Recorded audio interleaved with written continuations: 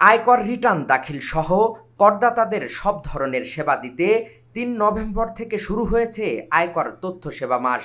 November মাস জুড়ে ঢাকা ও চট্টগ্রাম সহ দেশের ৪১টি কর অঞ্চলে অফিস চলাকালীন নিরবচ্ছিন্নভাবে পাওয়া যাচ্ছে কর সেবা।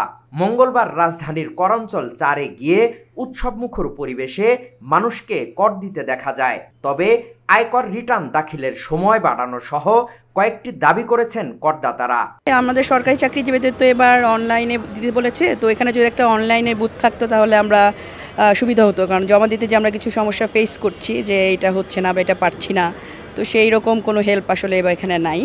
ম্যানুয়ালি আর কি দেওয়ার সুবিধা হচ্ছে, কিন্তু অনলাইনে দেওয়ার জন্য আমরা যে সমস্যাগুলো ফেস করছি সেটার জন্য একটা বুথ থাকলে ভালো হতো আর কি। অনলাইনে কিভাবে করা যায়, রেজিস্ট্রেশনটা কিভাবে করতে হবে, অথবা ওখানে ফিল আপ করার সব কিছু একটু জানা থাকলে ভালো হতো, কারণ প্রথমবার দিতে যে কোনো ভুল হয়ে গেলে তো আসলে ওটা ঠিক করার কোনো উপায় থাকবে না, যেহেতু এটা ম্যানুয়ালি না। এই জন্য সব জেনে টেনে তারপর দিতে পারলে ভালো হতো, কিন্তু এখানে আসলে সেটা পেলাম না যে জানবো কিভাবে কি করা যায়। না, এই জায়গাটা পরিবেশ ভালো। আমি গতবারও এখানে দিছি, এইবারও এখানে দিব। আমি ওই কাগজ নিতে আসছি, বলছে 2 দিন সময় লাগবে, উনি করে দিবে, আমি আর ভিতরে জমা দিব। তবে অনেকের টাকা কম বেশ থাকতে পারে, এক সময় 5,000, এক সময় 20,000, এক সময় 10,000 আয়ের উপরে ট্যাক্স দিতে হয়। এখন এই সময়টা যদি একটু বাড়াইয়া দেয়, 31 তারিখ, তাহলে আমাদের টাকাগুলো সংগ্রহ কইরা আমরা ঠিক মতন টাইম মতন টাকাগুলো জমা দিতে পারি। এখন ব্যবসা বাণিজ্য ভালো না, আল্লাহ চালাইতেছে। তবে আমরা আশা করি এর ভিতরেই দিব। গত 2 বছর আগে ছিল ডিসেম্বর পর্যন্ত, গত 2 বছর পরের থেকে নভেম্বর পর্যন্ত করছে। এ সময় আয়কর তথ্য সেবা মাসে বিভিন্ন বুথে দায়িত্বরত কর্মকর্তাদের প্রশংসা করেছেন করদাতারা। অফলাইন অনলাইন দুইটাই করা হয়েছে, কাজেই দুইটাই মানুষ ব্যবহার করতে পারতেছে, কোনো সমস্যা হওয়ার কথা না।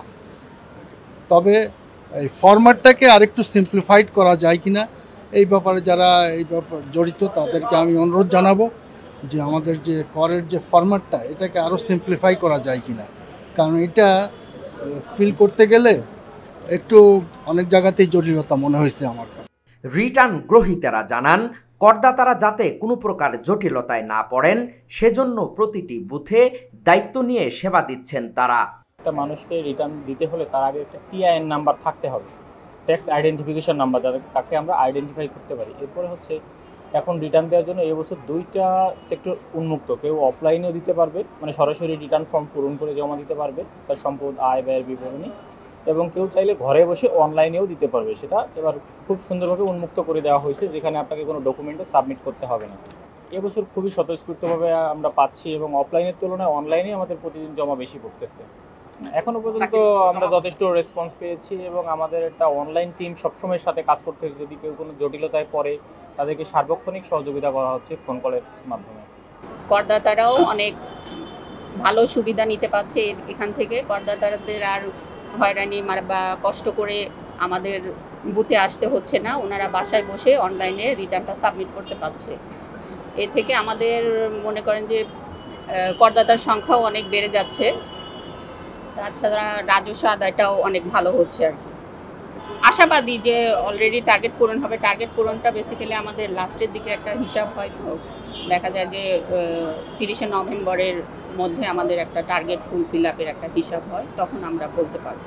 এ সময় ই সেবায় দায়িত্বরত কর্মকর্তা বলেন, নির্দেশনা পেলে কর তথ্য সেবা মাস উপলক্ষে আয়োজিত অফলাইন সেবা কেন্দ্রেও করদাতাদের অনলাইন ফর্ম পূরণে সহায়তা করা হবে। ই সার্ভিসের মাধ্যমে আমরা এখানে আইডি পাসওয়ার্ড ক্রিয়েট করে দিই, পাবলিক যেন কোনো রকম হ্যারাসমেন্ট ছাড়া নিজেরাই ঘরে বসে ই রিটার্ন তৈরি করে দিতে পারে, সেজন্য আমরা এখানে এই সার্ভিসটা দিচ্ছি। এখানে সরাসরি ফিল আপ করে দেওয়ার মতো আমাদের এখানে কোনো পারমিশন এখনো দেয়নি। যদি ওইভাবে বলে আমাদের ওরকম সিস্টেম তৈরি হয়, আমরা অবশ্যই করে দিব। আমরা তো পাবলিককে সেবা দিতে এখানে বসছি। এবার আয়কর তথ্য সেবা মাস 2024-এ আগস্টের গণ অভ্যুত্থানের প্রভাব ও কোনো প্রকার জটিলতা ছাড়াই টার্গেট পূরণ হবে বলে জানিয়েছে কর বিভাগ। আমাদের এই বছরের একটা অন্যতম প্রধান একটা বৈশিষ্ট্য হলো যে আমরা আয়কর মেলার যে সেবা করদাতাদেরকে দিচ্ছি, আপনারা জানেন আমাদের এই বছর বেশ কিছু করদাতাদেরকে অনলাইনে রিটার্ন দাখিল বাধ্যতামূলক করা হয়েছে।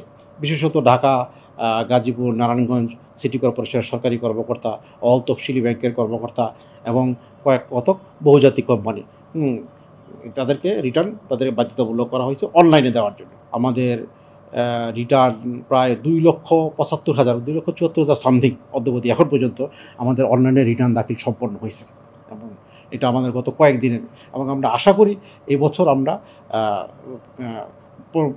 নভেম্বর মাসের 30 তারিখের মধ্যে আমরা আশা করি এটা 15 লক্ষ রিটার্ন আমরা আমাদের টার্গেট অনলাইনে রিটার্ন দাখিল সম্পন্ন হবে।